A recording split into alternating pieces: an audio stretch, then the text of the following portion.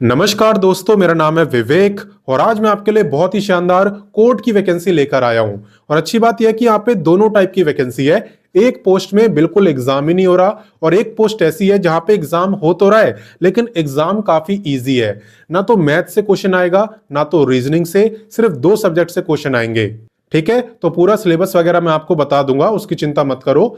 बाकी बात करें अप्लाई की, तो अप्लाई भी आप बिल्कुल फ्री में कर सकते हो और ऊपर से 42 ईयर तक के कैंडिडेट इस वैकेंसी में आराम से अप्लाई कर सकते हैं बिना रिलैक्सेशन के।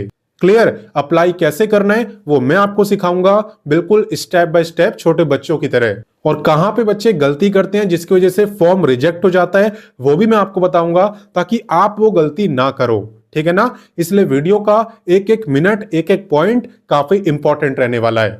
और जो बच्चे मेरे को पहली बार देख रहे हैं उन्हें मैं बता दूं, देखो मैं आपको डेली 2 वैकेंसी बताता हूं। पहली वैकेंसी मैं आपको सुबह 10 बजे बताता हूं डेली रोजगार विद विवेक पर, जो कि अभी आप देख भी रहे हो। तो सिर्फ देखने से काम नहीं चलेगा, सब्सक्राइब करो, बेल आइकन दबाओ, ऑल के ऑप्शन पर टिक करो, ताकि जैसी मैं वीडियो डालूं तुरंत आपके पास नोटिफिकेशन आए और सबसे पहले आप ही मेरी वीडियोस को देख पाओ। क्लियर? वहीं पे बात करें दूसरी वैकेंसी की, तो ये मैं आपको बताता हूं रोजाना दोपहर 3 बजे एग्जाम्स अहेड चैनल पर, वो भी हमारा ही चैनल है। अगर आपने सब्सक्राइब नहीं करा तो वीडियो डिस्क्रिप्शन में जाओ, लिंक दिया हुआ है, वहां से सब्सक्राइब कर सकते हो, या डायरेक्ट यूट्यूब पे सर्च करो एग्जाम्स अहेड तो भी आपको चैनल दिख जाएगा, वैसे भी सब्सक्राइब कर सकते हो। ठीक है, सब्सक्राइब आपको कर लेना है। और बाकी चलिए वैकेंसी की शुरुआत करते हैं। तो आज की जो वैकेंसी निकाली है ये निकाली है डिस्ट्रिक्ट एंड सेशन जज ने, यानी हिंदी में कहें तो जिला न्यायालय की तरफ से ये भर्ती निकाली गई है। बात करें यहाँ पे इंपॉर्टेंट डेट्स की, तो इसके जो आवेदन है उसकी शुरुआत यहाँ पे हो चुकी है एंड अप्लाई करने की लास्ट डेट है 20 जनवरी। हालांकि फॉर्म कैसे भरना है पहले मेरे से सीख लो, उसके बाद अप्लाई करना। बात करें यहाँ पे फीस की, तो फॉर्म भरने की कोई भी फीस नहीं है, सभी कैंडिडेट की फीस नहीं है। ठीक है? एंड बात करें एग्जाम की, तो एग्जाम की डेट अभी यहाँ पे अनाउंस नहीं हुई है, ये आपको बाद में बताई जाएगी। और वैसे किस में एग्जाम होगा किस में नहीं होगा सब कुछ मैं आपको बताऊंगा, बिल्कुल कंफ्यूजन नहीं होने दूंगा। ठीक है? बाकी चलिए इससे आगे बढ़ते हैं। अब नेक्स्ट बात करते हैं एलिजिबिलिटी यानी क्वालिफिकेशन की। तो देखो यहां पे अगर आप ग्रेजुएट हो ना तो आपके लिए 2 टाइप की पोस्ट है, एक है स्टेनोग्राफर ग्रेड 3 और दूसरी है क्लर्क। और यहां पे जिस पोस्ट में एग्जाम नहीं हो रहा वो है स्टेनोग्राफर ग्रेड 3 और जिसमें एग्जाम हो रहा है वो है क्लर्क। ठीक है? और एक बात जो सभी पे लागू होती है दोनों पोस्ट पे, वो ये है कि आपने 10th क्लास में हिंदी सब्जेक्ट पढ़ा होना चाहिए। आप इस वैकेंसी में तभी अप्लाई करना जब आपने अपनी 10वीं में हिंदी सब्जेक्ट पढ़ा हो, ये कंपलसरी है। ठीक है? और यहां पे आपको बेसिक कंप्यूटर आना चाहिए क्योंकि आपका काम यहां पे कंप्यूटर पर ही रहने वाला है। और बाकी पे की बात करें तो पे तो देखो दोनों पोस्टों का ही सेम है, किसी के लिए भी अप्लाई कर लो, पे आपका इतना ही रहने वाला है। क्लियर? तो चलिए इससे आगे बढ़ते हैं। अब नेक्स्ट बात करते हैं एज लिमिट की। तो एज आपको ध्यान देना है कि काउंट कब से हो रही है। देखो एज आपकी काउंट हो रही है 31 जनवरी 2026 से। आपको ये चेक करना है कि भाई 31 जनवरी को मेरी जो एज है वो कितनी होगी।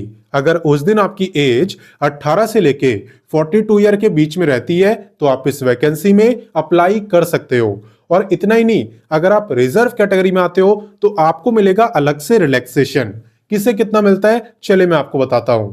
देखो एज रिलैक्सेशन की जहां तक बात है तो यहां पे SC ST को मिलता है पूरे 5 साल का, OBC वालों को मिलता है 3 साल का, जो फिजिकली हैंडीकैप्ड है तो जनरल में आते हैं तो 10 ईयर, SC ST में 15 और OBC में 13, और एक्स सर्विसमैन को service year plus extra 3 year का रिलैक्सेशन।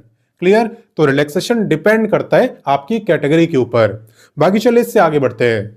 अब नेक्स्ट बात करते हैं वीडियो के सबसे इंपॉर्टेंट टॉपिक यानी सिलेक्शन प्रोसेस की।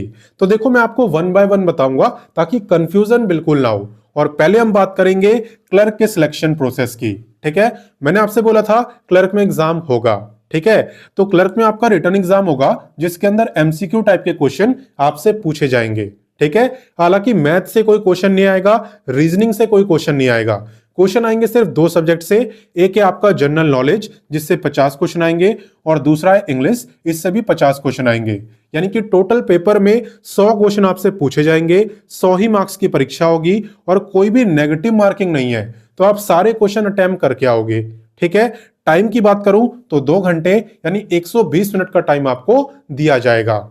और बाकी एग्जाम को क्वालिफाई करने के बाद आपका टाइपिंग टेस्ट होता है और स्पीड यहां पे मांगी है 30 वर्ड पर मिनट इन इंग्लिश। ठीक है, तो मोस्टली बच्चे इंग्लिश में टाइपिंग करते हैं और स्पीड मांगी है 30 वर्ड पर मिनट, जो कि ज्यादा नहीं है। ठीक है, अगर आप 1 महीना भी प्रैक्टिस कर लो हर रोज, ठीक है, कंसिस्टेंसी से, तो आराम से आप इतनी स्पीड अचीव कर सकते हो।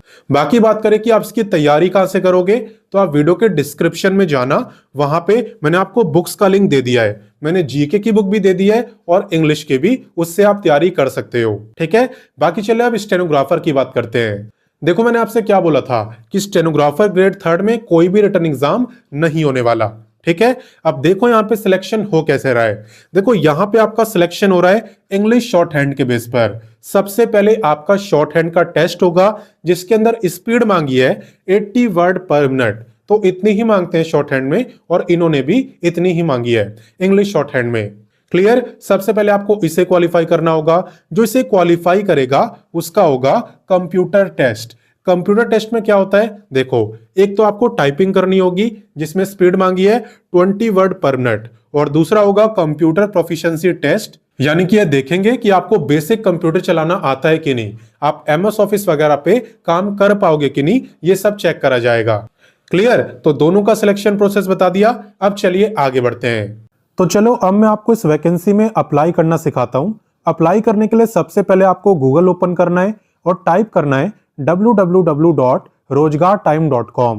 ये टाइप करने के बाद आप हमारी ऑफिशियल वेबसाइट rozgartime.com पर आ जाओगे, जहां पे आप और भी लेटेस्ट जॉब के बारे में देख सकते हो। आप देख सकते हो ये सब की सब आपकी एकदम लेटेस्ट वैकेंसी है। ठीक है ना, तो और भी काफी सारी गवर्नमेंट जॉब है, इनके बारे में भी पढ़ना और जो अच्छी लगे उसमें अप्लाई करना। इसके अलावा अगर आपको क्वालिफिकेशन वाइज जॉब देखनी हो, जैसे 10th पास की देखनी हो तो 10th पास पे क्लिक करो, 12th पास की देखनी हो 12th पास पे क्लिक करो। ऐसी आप पे graduate, ITI, diploma, post graduate सबके लिए वैकेंसी है। बाकी इसमें अप्लाई कैसे करना है चलिए उसकी बात करते हैं। तो आपको क्लिक करना है सर्च बार पे और यहां पे आपको लिखना है वैकेंसी का नेम। तो हम लिखेंगे डिस्ट्रिक्ट कोर्ट। डिस्ट्रिक्ट कोर्ट लिख के आपको सर्च करना है और आप देखोगे कि ये वैकेंसी आपको दिख जाएगी। आप यहाँ पे देख सकते हो, इसी पे आपको क्लिक करना है। क्लिक करने के बाद आपके सामने ये पेज ओपन होगा और इसे आपको बहुत अच्छे से पढ़ना है और उसके बाद ही अप्लाई करना है, क्योंकि यहाँ पे आपको और ज्यादा डिटेल में काफी अच्छे से इंफॉर्मेशन दी होती है। तो पहले इसे पढ़ना और उसके बाद अप्लाई करना, कोई जल्दबाजी आपको नहीं करनी है। लिंक कहाँ पे मिलेगा वो देख लो। थोड़ा सा नीचे आओगे तो आपको दिखेगा इंपॉर्टेंट लिंक्स। यहाँ पे आपको एप्लीकेशन फॉर्म का लिंक दिया है, नोटिफिकेशन का भी दिया है और ऑफिशियल वेबसाइट का भी। जैसे ही आप एप्लीकेशन फॉर्म पे क्लिक करोगे नोटिफिकेशन ओपन होगा और नोटिफिकेशन का जो पेज नंबर 4 है वो आपका क्लर्क का फॉर्म है और जो पेज नंबर 5 है वो आपका स्टेनोग्राफर का फॉर्म है। तो जो भी आपको फिल करना हो, जिसके लिए अप्लाई करना हो, उसका प्रिंट आउट आपको निकालना है और उस पेज को आपको फिल करना है। फिल करने के बाद आप आओगे स्टेप 2 में, जहां पे आपको अपने एप्लीकेशन फॉर्म को एक एनवलप यानी एक लिफाफे में डालना है और जो डॉक्यूमेंट्स में बता रहा हूं इसकी फोटो कॉपी भी डालनी है, जैसे कि अपनी मार्कशीट वगैरह, डेट ऑफ बर्थ का प्रूफ, आधार, अगर आप रिजर्व कैटेगरी में आते हो तो कास्ट सर्टिफिकेट और अदर रेलिवेंट डॉक्यूमेंट्स। उसके बाद एक जो बच्चे गलती करते हैं वो आपको नहीं करनी है।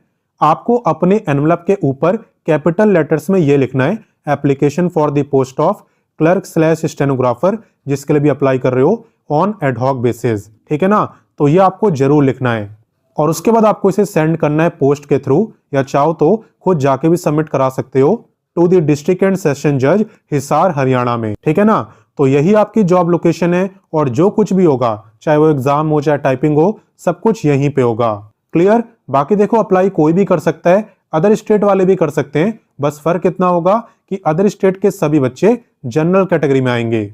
और बात करें कि ये परमानेंट है या कॉन्ट्रैक्ट बेसिस है, तो ये आपकी कॉन्ट्रैक्चुअल जॉब है, जहां पे आपको स्टार्टिंग में 6 मंथ के लिए रखा जाएगा और तब तक रखा जाएगा जब तक ये परमानेंट भर्ती कर नहीं लेते। तो परमानेंट भर्ती करने में आराम से 1.5-2 साल लग जाते हैं। तो आप ये मान के चलो कि आपकी भी नौकरी 1.5-2 साल यहाँ पे रहने वाली है। तो जैसा कि आप देख रहे हो यहाँ पे टाइम काफी कम बचा है, इसलिए जितना जल्दी हो इस वीडियो को अपने दोस्तों, भाई बहनों, रिश्तेदारों सबके साथ शेयर कर दो और उन्हें बता दो कि समय रहते वो इस फॉर्म को भर लें। बाकी मैं मिलता हूं नेक्स्ट वीडियो में फिर एक नई वैकेंसी के साथ, एंड तब तक के लिए जय हिंद, वंदे मातरम।